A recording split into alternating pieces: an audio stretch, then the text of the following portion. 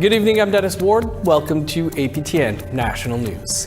It was a sea of orange on Parliament Hill on Tuesday as hundreds gathered for the National Day for Truth and Reconciliation. APTN's Fraser Needham starts us off. The National Day for Truth and Reconciliation event typically attracts a broad cross-section of people. Indigenous, non-Indigenous, young and old. One of those people was Cody Coyote, who works with youth. He says there's no shortage of things a young person can learn by attending an event like this. Right, so whatever they might hear today, whether it's a story from speaking with some of the survivors that are here, or maybe the program, my hope is that they're going to carry that with them, and then they're going to share it with the ones that are coming up after them, and that sort of thing. At the same time, Coyote says with it being a decade since the Truth and Reconciliation Commission released its final report, he worries progress is not moving fast enough. In order for reconciliation, for that word to have any meaning, there needs to be reconciliation. There needs to be the prioritization of the 94 calls to action from the TRC. If we're looking at things and how many have been implemented since it initially was released, why is it taking so long? The art of the Anishinaabe territory. That is the residential school survivor Richard Ijanaguzi Kistabish was also at the event and was one of the keynote speakers. He says he has been speaking about the legacy of residential schools since he left one in the mid-1960s. But it's only recently that non-Indigenous Canadians have begun to take notice. At the beginning, I was just me alone doing all these celebrations because I wanted to talk about the issue of residential school and the impact that creates in our community. So at the beginning, I have only one person who attend my conference. Today, it's 1 million. It's amazing. This is crazy. Ijanagusi Kistabush adds the thing about the National Day is you never know who you might have to tell the story to. Like me this morning, I was wearing this T-shirt, and someone came from Japan, I guess. He looked like a Japanese or a Chinese guy, and he says, "What's the 215 means?" He saw my number, so I have to tell that story. Governor General Mary Simon and Prime Minister Mark Carney were also keynote speakers at Tuesday's event. Carney says Canada cannot rebuild its economy without Indigenous people as equal partners. Well, it's vital that we build. It's more important. It is vital how we build. With Indigenous leadership, Indigenous prosperity, Indigenous opportunity. These must be foundational from the start. I am making a need you now. Fraser Needham, APTN National News, Ottawa. The Executive Director of the National Centre for Truth and Reconciliation gave a powerful speech in Ottawa during the Remembering the Children special broadcast, and it was geared toward denialism. Here's a bit of what Stephanie Scott had to say. And even as we're climbing, there are still people out there who want to drag us back down, who want to distort and deny the history of residential schools. And we all know this must stop now.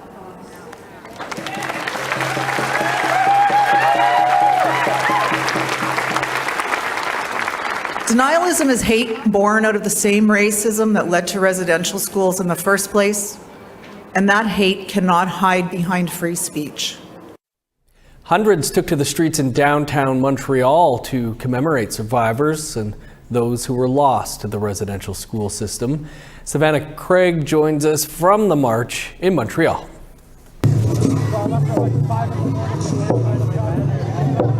I'm here for Montreal's annual March for the National Day of Truth and Reconciliation, where more than 300 Montrealers have gathered. The event is organized annually by the Native Women's Shelter of Montreal. I just spoke with the Executive Director of the Native Women's Shelter, who had some words to share with Quebec Premier François Legault. And they could be here, because that's what reconciliation is. So I think it's actually an insult, to Quebec, that he's choosing to work instead of being here.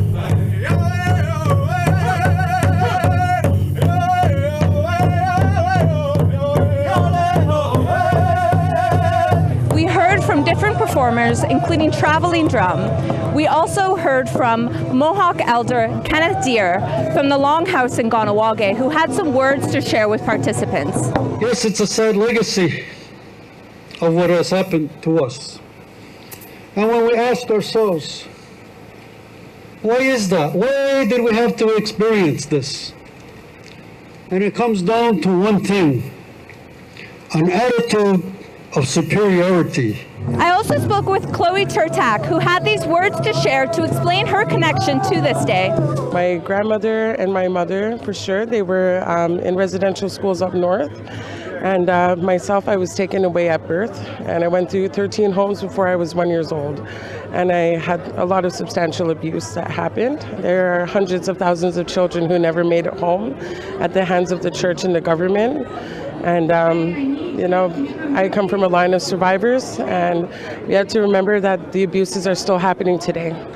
Savannah Craig, APTN National News, Montreal.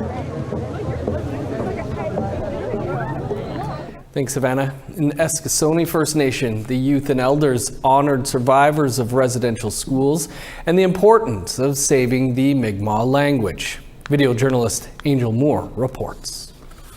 I'm here at the Eskasoni Mi'kmaq Nation, Unama'ki, Mi'kmaq for Cape Breton, where about 50 people walk through the middle of the community to this monument that honors survivors and Rita Joe's poem, I Lost My Talk, which is about how the Shubenacadie Indian Residential School forbid children from speaking Mi'kmaq and the hope that the language will never be lost. That is 15-year-old Chrissy Gould. She speaks fluent Mi'kmaq and represents Eskasoni as the queen of the 2025 Nova Scotia Mi'kmaq Summer Games. She offers advice to the youth.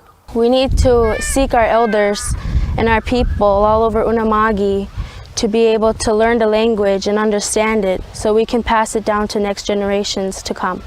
Gloria Gould is a survivor. She says today is about never forgetting and protecting the Mi'kmaq language.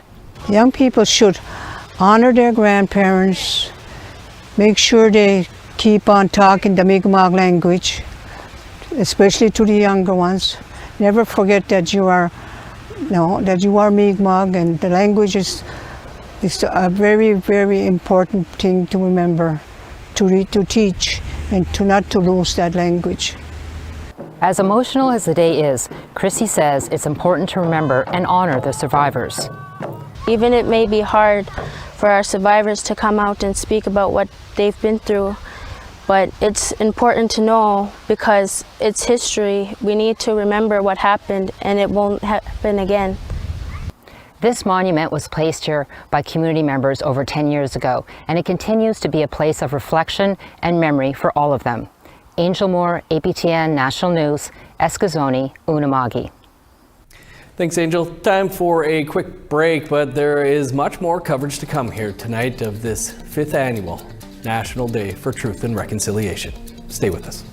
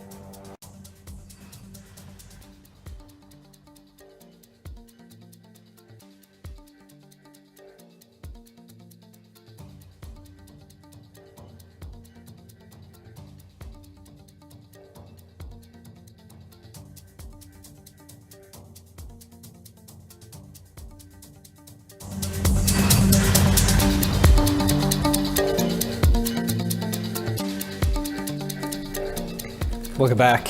With the largest urban Indigenous population in the country, Winnipeg's Orange Shirt Day walk sees thousands of people come out in support of residential school survivors.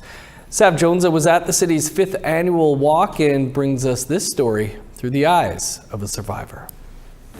While he watches the crowd go by at one of the largest Orange Shirt Day walks in Canada, this residential school survivor is lost for words. Right now, I can't say nothing because I'm overwhelmed with a compassion. It's a staggering experience to be part of as thousands of people take over downtown Winnipeg in commemoration of the National Day for Truth and Reconciliation. The 5th annual Orange Shirt Day Healing Walk in Powwow was held by the Southern Chiefs organization in honor of residential school survivors and their families. The Indian Residential School Settlement Agreement recognized 14 schools in Manitoba, first operating in 1886, with the last one closing in 1988. Elder Lawrence Douglas Corbier says it was one of the hardest experiences of his life. I went to residential school. It was rough. It was hard. I was strapped. I was put in the hallway to say I was stupid. Despite years of healing, Corbier still feels some responsibility for what he went through. Half of it was my fault because I didn't listen to my parents to go to bed. I stayed up late, and when I went to school, I fell asleep on my desk, which was wrong. I should have went to bed early, like my mom told me. Those walking in support of survivors like Corbier made their way from a pipe ceremony at the Forks down one of Winnipeg's busiest streets to the RBC Convention Centre for a powwow.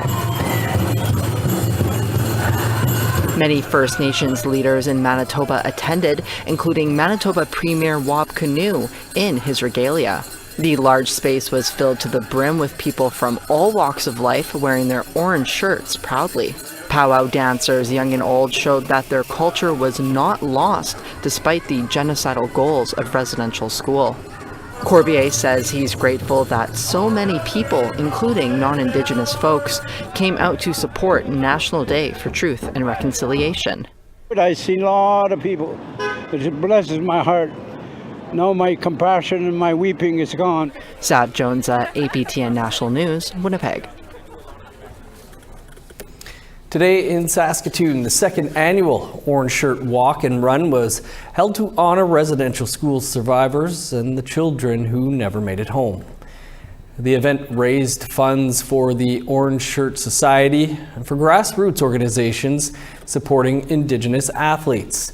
Runners and walkers took part in a 2.15K, a 5K, and 10K route along the South Saskatchewan River, wearing orange t-shirts to honor families affected by residential schools. The Orange Shirt Run began in Edmonton, organized by Anita Cardinal, before being brought to Saskatoon by Althea Greyeyes. Greyeyes, who is undergoing chemotherapy for breast cancer, says it's important to stay connected to nature, be active, and come together as a community. She adds that no matter what people are doing today, they should keep in mind residential school survivors and the children who never returned home. It's important because the rest of the world needs to know that this is a very significant day. It's not just another federal stat holiday. It's not just a long weekend. It is an actual day of reflection.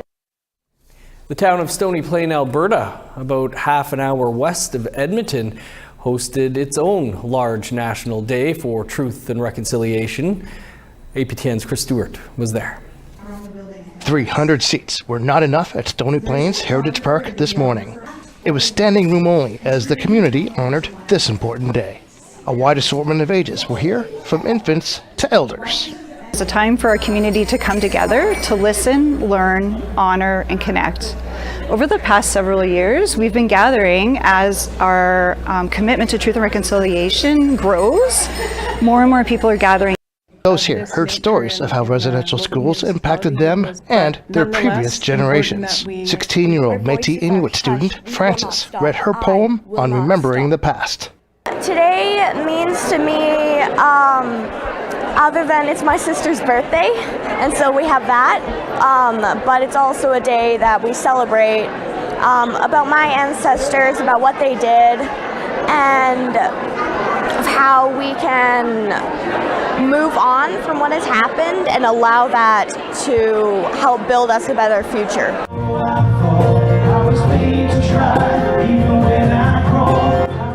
And Juno-nominated Ojibwe artist Sterling John and his band performed to the delight of the crowd.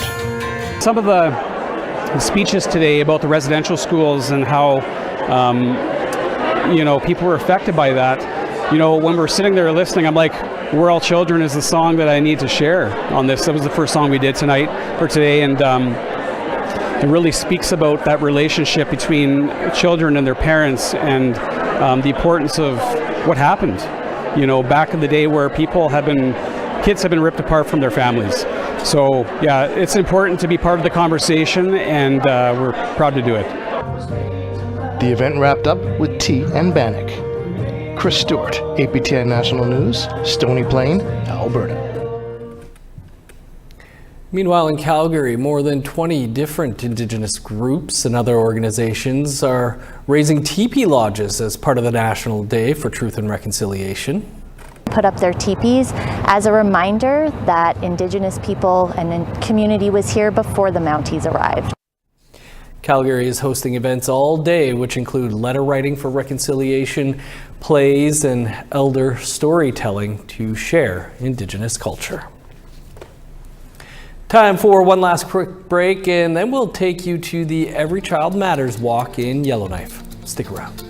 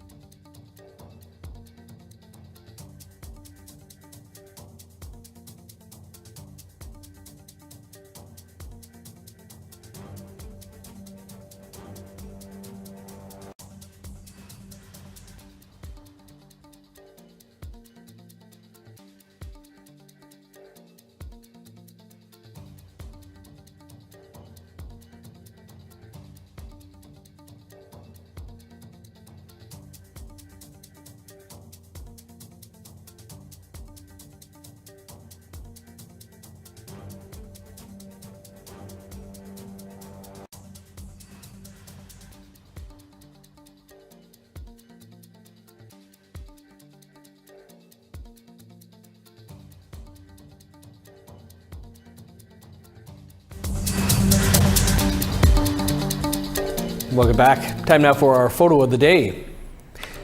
And with events all across Canada on the National Day for Truth and Reconciliation, Julia Ross was at the Fort White Alive Oasis in Winnipeg, Manitoba, where Jason Parento led a powwow demonstration.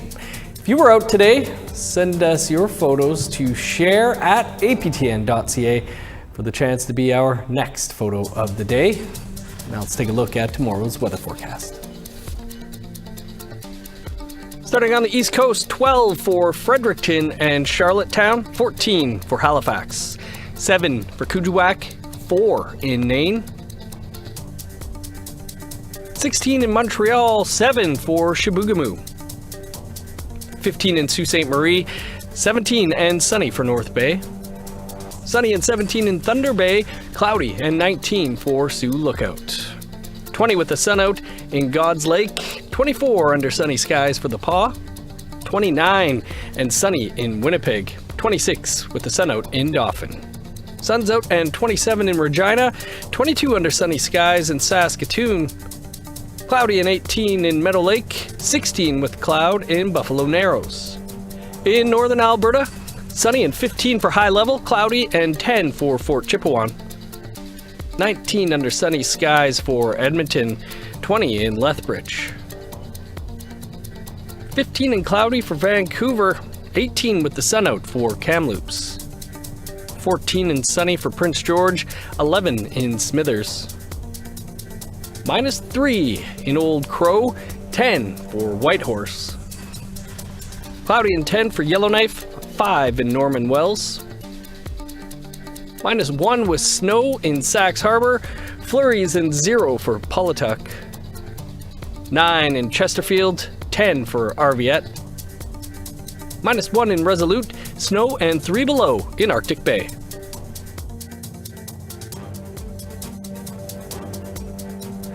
Moving to the Northwest Territories now, video journalist Bruce Dela Cruz was able to cover Yellowknife's Every Child Matters March and get the northern perspective on truth and reconciliation.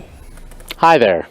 I'm here at the Sambake Park in Yellowknife, where the Every Child Matters March took place, organized by community member Caitlin White-Keys. I was able to sit down with some people to gather their thoughts on the National Day of Truth and Reconciliation this year. These are a few of those conversations.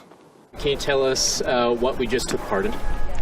We just took part in the march to Sambake Park, just like in remembrance for survivors of residential school and victims of residential school as well.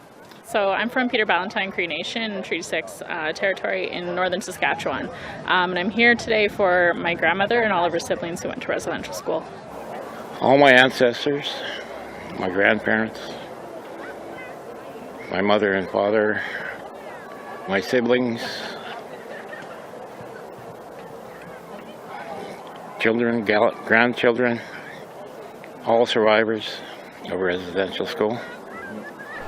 Today, one of the signs that I've painted said 15 out of 94, and that's the progress that the Canadian government has made on the calls to action. It is so important for us to put pressure on the government for them to do the right thing, because without the voices of the people behind them, the government isn't a government.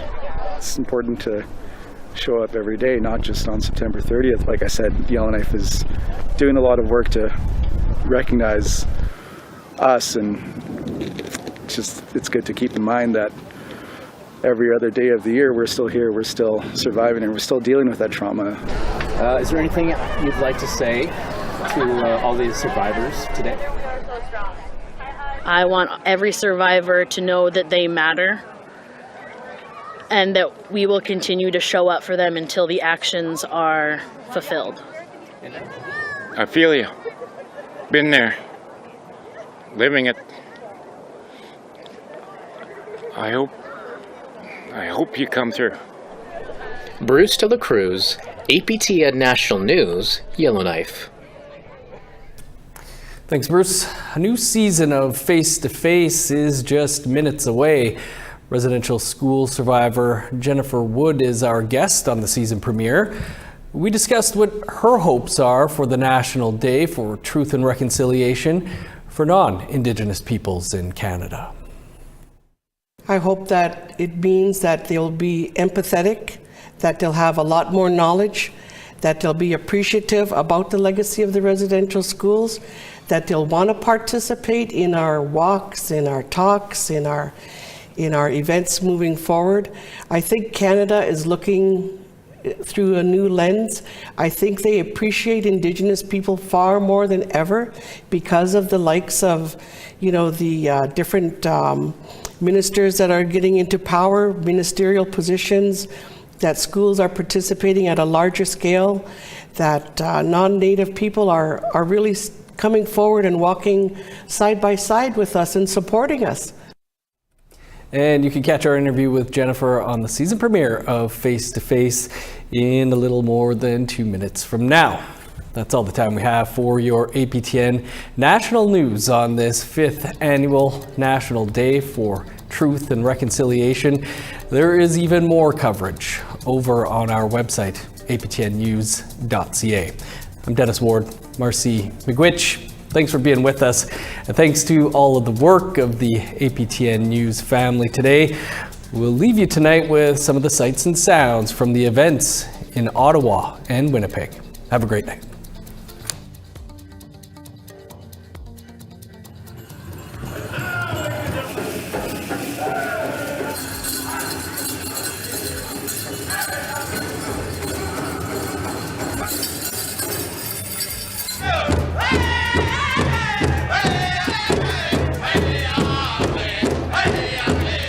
My courage, and at times my anger. Only unearned shame and great tears of fear. Yahweh, hey, Yahweh, hey, Yah, hey, yo. Way, Yahweh, hey, Yahweh, hey, Yah. Les pensionnats représentent l'architecture d'une politique envers la réconciliation. Bury us, but they didn't know we were seeds. Sing it. They tried to bury us, but they didn't know we were seeds. Some racism that led to residential schools in the first place. Signals from the Arab folk. A free